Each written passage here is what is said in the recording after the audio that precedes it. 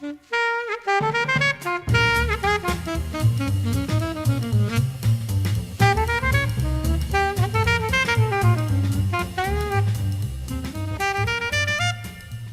I'm Aaron Kirsch, Certified Financial Planner at Kirsch Wealth Management.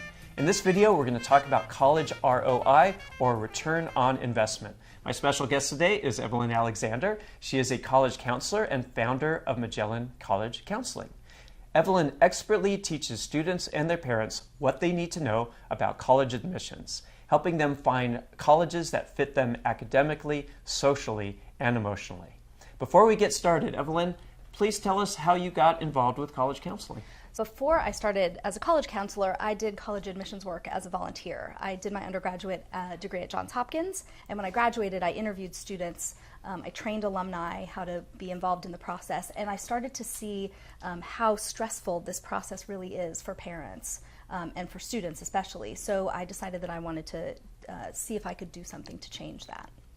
Now, the field of college counseling is pretty broad, so how do you specialize at Magellan College Counseling? So one of the things that we do that I think is a very special approach is we really view the college admissions process as a two-phase process. So most people start in phase 2, which is the application process. We start in what we call phase 1, which is the college search. That helps us work with students to help them identify what their priorities are for their college experience. That helps us help them do the research that leads them to the right list. So in other words, if you start on stage 2, phase 2, you might have the wrong schools on your list, and that could be a problem. It could be a problem financially for the parents, but it could be a problem as an outcome for the student.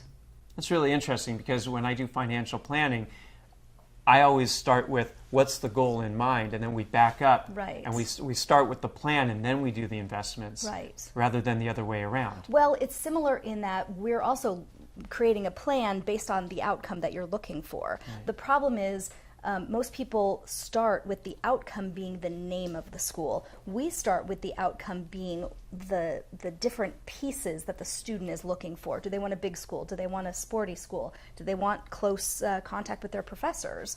Do they want a liberal arts education? Those are the things that we find out in the first phase of the process, and then we get them there. So for today's topic, we're talking about college ROI, or return on investments. Right. So when I'm looking at investments for my clients, whether it be stocks or bonds or real estate, we tend to look at what we're going to get for the money we put into it. So what we want to do is hopefully get a good return on the money we put into an investment, whatever that is. Right. With college, obviously, you're not getting any money back, right, but certainly you hope to get something out of the money you put into your college education. So can you tell us a little bit about that? Sure. I mean, I can tell you that there's a documented difference between what people will earn in their lifetime, whether they have a bachelor's degree or whether they don't. So the number is $1 million. You will earn $1 million more over the course of your lifetime if you have a bachelor's degree versus if you don't. When you're starting to talk more granularly about this school versus that school, that's a little bit more difficult to calculate. Right. Does it matter what you study? Well, there are definitely fields where the projected earnings are going to be higher. So, for example, in the engineering fields, throughout the course of a student's life, but even initially after graduation, their earnings are going to be a little bit higher. But I wouldn't ever advise a family to look at the projected earnings to determine, and I certainly wouldn't tell a student to do this, to determine what to major in. The truth is you should major in what you love. You're going to do better. Your chances of continuing your education and possibly earning more down the road are going to be higher if you have a good record in college, which gives you a better chance of getting into a good graduate program. It seems that college really is all about how to learn to think and how to process, and not necessarily the exact area of study that you're going into. Yes and no. There are some colleges, the California State University system, for example, that truly are intended to train you for the workforce. So Cal Poly's sort of tagline is "Learn by doing."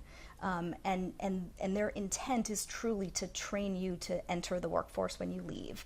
A liberal arts education, and even a major research university, is probably more focused on teaching you how to write, teaching you how to think, teaching you how to gather information, process it, and bring it back to something that's more useful. I would also say that if you look at studies that investigate what employers are looking for today, they're looking for people who can communicate, they're looking for people who have experience working in teams.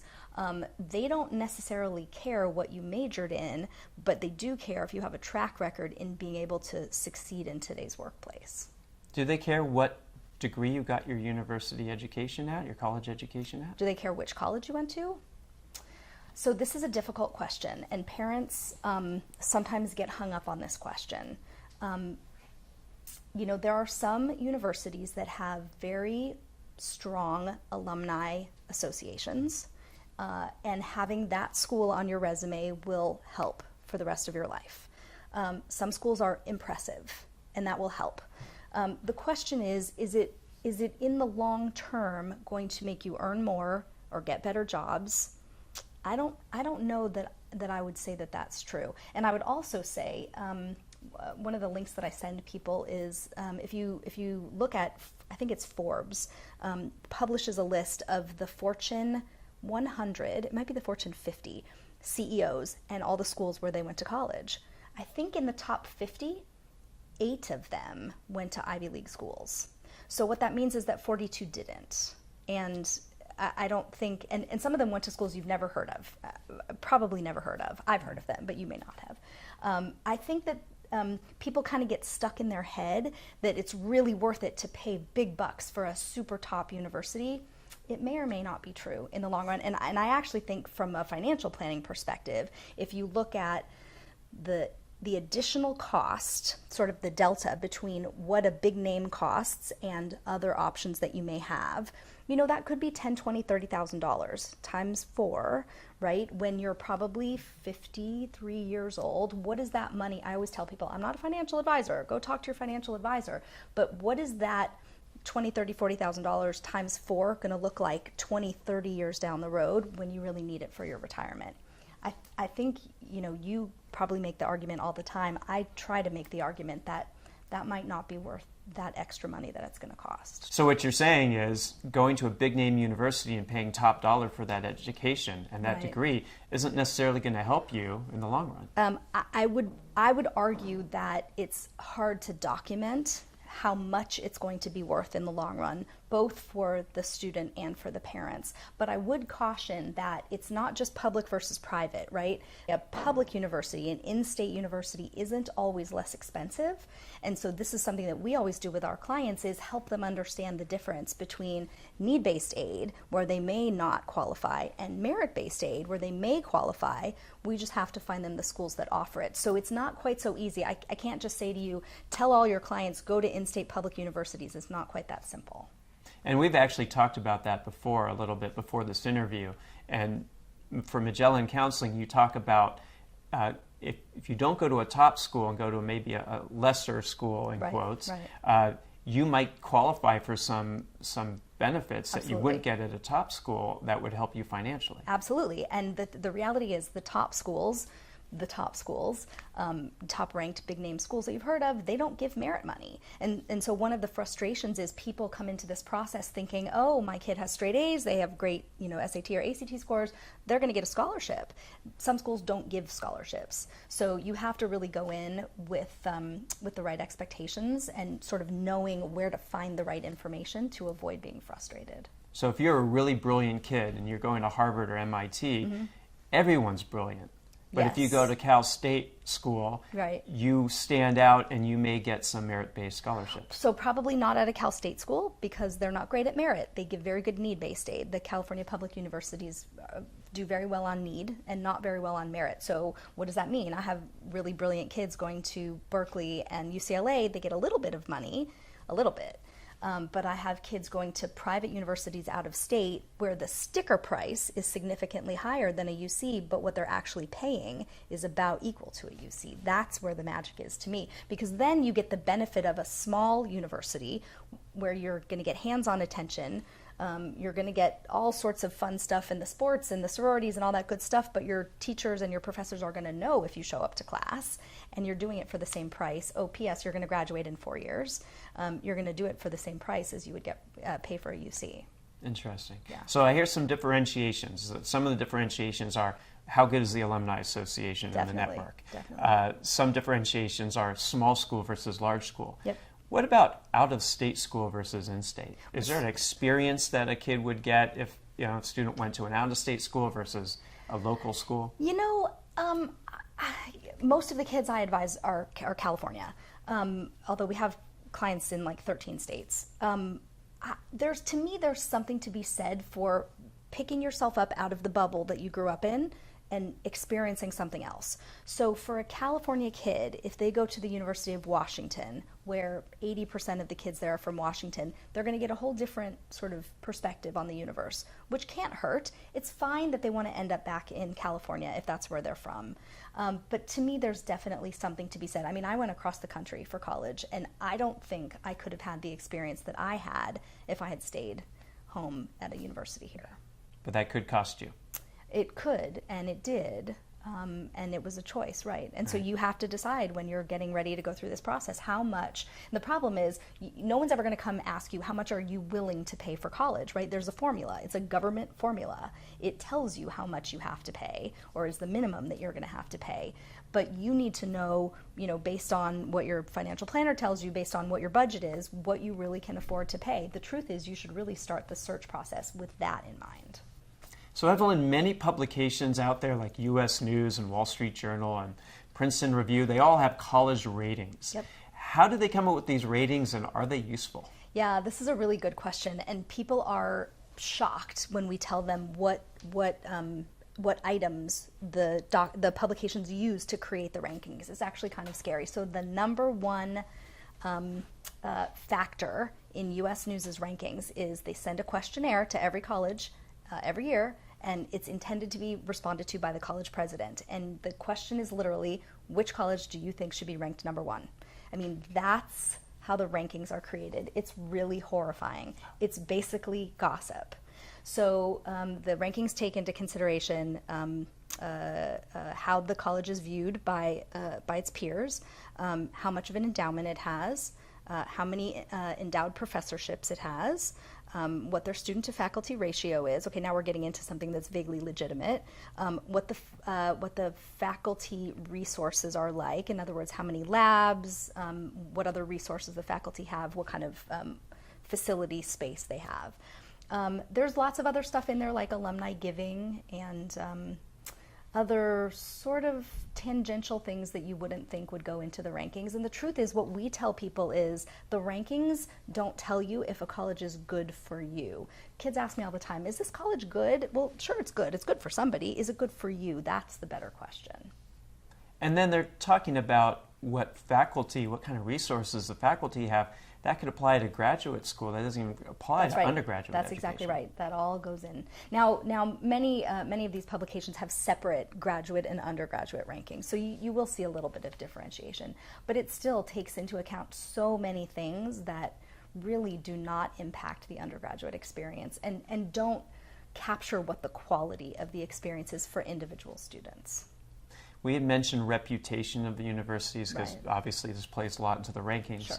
So does reputation have any effect, even the slice effect, when it comes to employers looking at resumes? So there's sort of two things to consider here. So the question is about employers, but also about graduate programs. So honestly, the frustrating response to most questions that people ask me is it depends. It depends on what you're looking for. If you're looking to go to a graduate program, what graduate schools are looking for is students who rise up to the top of their class in college. So the question is, are you going to rise to the top of the class if you're at Harvard, if you're at Stanford? It's going to be that much harder.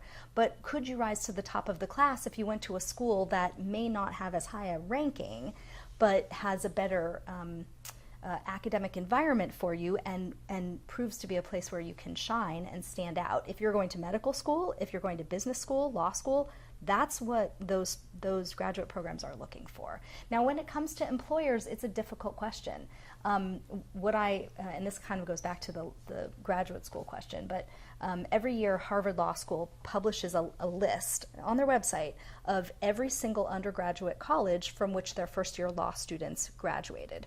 And every year I send that out to clients, and it varies. Every year there's only 300 kids in the class, and last year there were 172 colleges on the list. And what you'll notice is you'll recognize about half the schools on the list. Half of them you won't recognize at all. So is the question, can I get into Harvard Law School from a school that no one's heard of? The answer is yes. But the other thing you'll notice is of the schools you do recognize, there's names on that list where you would think no one who goes to that school could get into Harvard Law School, but they do. So to me, it's pretty compelling that you really shouldn't go to the best college. You should really think about the best college for you. Now that we know that a reputation doesn't mean that much and the rankings don't mean anything, what considerations should a student take into account when looking at a university or a college? Right. Well, like you said when you introduced me, we think that the students should be looking for their home for 4 years, the place where they'll be enriched academically, socially, and emotionally. That's really what they should look for. So of course there's basic things like, does the college have the major that I'm interested in? But P.S., 65% of college students change their major at some point, right? So, and by the way, that factors into cost in that if it takes longer, if by changing your major, it will take you longer to graduate, that next year or two isn't free. So this is something that parents need to think about. Now, we never push students into feeling like they have to pick a major, but it's definitely a nice starting point. And I like to have students really dig into, what are the academics at this college like? What is my life going to be like here? And I say to them, this is my little tweet on this, as concerned as you are about getting in, what I'm concerned about and what your parents are concerned about is you getting out in 4 years with a degree. That's really what they should be thinking about. So I would like to have them visualize, who do you want to be friends with? Who do you want your friends to be? What are they doing in their spare time? That's what students should be researching college websites to really find, or visiting colleges if they can. Visiting the colleges, that's an important trip to take then. Very important, absolutely. Yep. And I would just say on that, it's all money related. Parents call me all the time and say, we're going to Boston, so we're going to visit Harvard and MIT. And I say, do me a favor, let me give you 2 other schools to visit, right? Don't pick the super highest, fanciest names that possibly exist in the cities that you're visiting and only visit those. Because what you're doing is you're sort of telegraphing to your child that these are possible for you, which they could be, but these are acceptable to us. And that's kind of a bad message for kids to be getting. Interesting. Yeah, I'm a little bit of a psychologist too. Evelyn, what other things should students and parents take into consideration? I think something that sometimes gets lost in the whole excitement of the process is graduation rate. Take a look, it's just like many things, track record. Take a look at what the college's track record is of graduating kids in 4 years, because just like things can come up, a family member could get sick, things go wrong, you could change your major 7 times. You want to know what the chances are of your child getting out in 4 years. That's always the goal, but in the end, it's going to cost you more if that doesn't happen. So that should be factored into the expenses. Absolutely. And maybe there should be a little bit of padding just in case. Probably. When someone's factoring and when doing some planning for college. Absolutely. So what are the least important considerations? Well, this is hard because students want what they see on TV. They want what they think they know about college. They want football games. One of the questions that I sometimes start with when I'm first meeting with a family is I say to the student, when you think about college, do you think about waking up on a Saturday morning, painting half your face red? You know, when I get to that point, the student's sitting there nodding like this, right? And the parents are laughing because that's funny to us, because we understand that we're there primarily for the academics. But sometimes kids have this other thought in their head. So honestly, I wish it would be a little bit easier for students to think a little bit more clearly about really what the purpose of college is. Right. So we touched on this a little bit already, but besides an education, right, what else do graduates get out of going to college? what do they get out of, well, hopefully it prepares them for the next step in their lives. And again, it depends on what you want that next step to be. So I guess what I would want parents to do, and what I tell students to do when they go visit colleges, is go to the Career Center.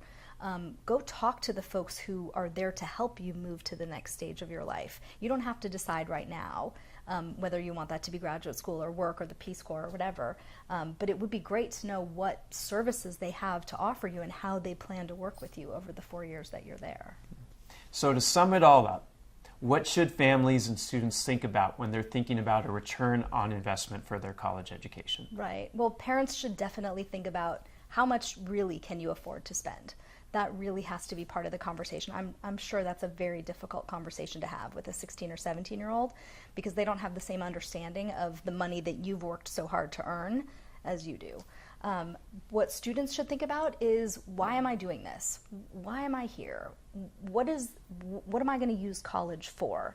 And what do I want to get out of that experience? I feel like the more kids put into that, we call that the looking in part. I always say you wouldn't go to the well, you could, but you shouldn't go to the supermarket without a shopping list, because you're going to put a whole bunch of stuff in your cart that you don't really want and isn't the right stuff for you. That's how students sometimes approach this college thing. So the more effort they put into making their shopping list, the why, the better the list is going to be. And honestly, if the list is good, the merit aid really could be fabulous. And so hopefully what we tell people is, if they do it right, it's going to fit for the student, and it's going to fit for the parent as well financially. Right. One thing I stress a lot with parents is they want to do everything for their children, Right. and they're willing to spend anything. Yes, right.